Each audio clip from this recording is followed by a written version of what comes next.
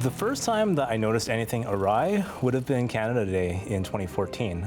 I was with friends at the lake and I noticed I had a severe headache, and it persisted even after we went home. Even a week later, I had a really, really strong headache. I remember the day that Alan called me. I was out for lunch with my wife and her family, and don't commonly get a phone call in this day and age, so look down and see it's my brother calling and think, oh, he probably just needs something. Take the call, and he lets me know that he had to go to the emergency. I gotta say, I was quite scared. I was worried. So they got the results, and it was not exactly what we were hoping for. My day-to-day life was getting pretty heavily impacted by my kidney disease. I was shaking. I didn't know what to think about it. I like I said, thought I was prepared. I said, yes, let's do it. But after I hung up, I just sat there for a moment thinking to myself, like, what's happening? Like, how is this gonna look?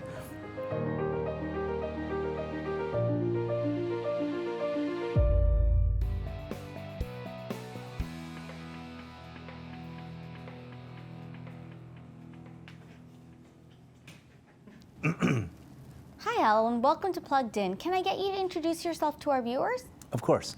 My name is Alan Chi, and I'm a kidney transplant recipient. Hi, I'm Eric. I'm the brother of Alan Chi. I'm his younger brother, 2 years younger than him. So tell us about the diagnosis and how you felt at diagnosis. Well, one of the first things that I didn't do was tell my mom.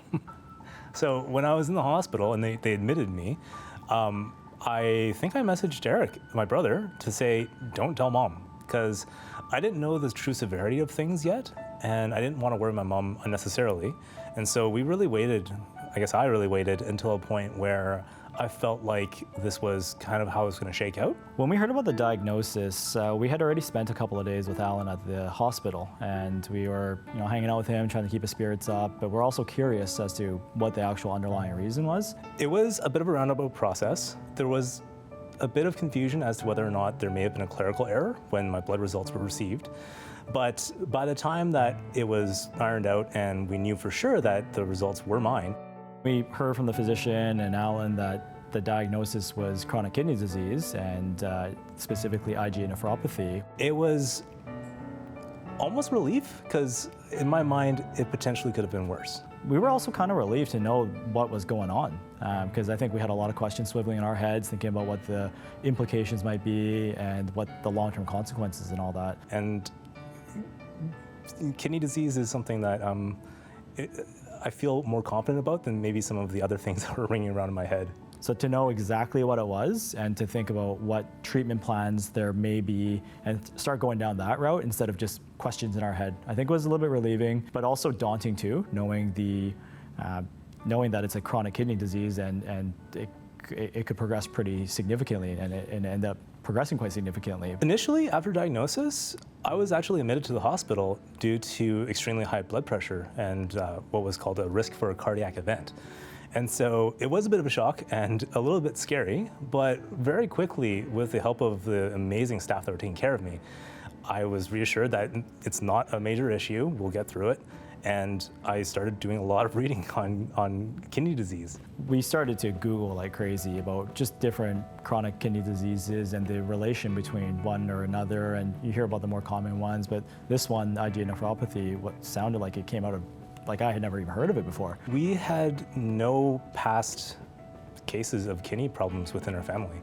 And so finding this out was a bit of a shock. We started to really do some more deep dives on it, and it was certainly illuminating to understand what was kind of going on at like a cellular level and what's going on in the body. It took a bit of time to process, but surprisingly, I kind of moved through it faster than I anticipated. And within a couple of weeks, I was feeling pretty confident about how to tackle this challenge. At the end of the day, it's another chronic kidney disease. And I think that's kind of how we approached it, was what can we as a family do to support Alan? Alan, can you explain to us, you had that initial relief once you got the diagnosis, but what was the process like knowing that you now needed to tell your friends and family and the emotions that went along with that?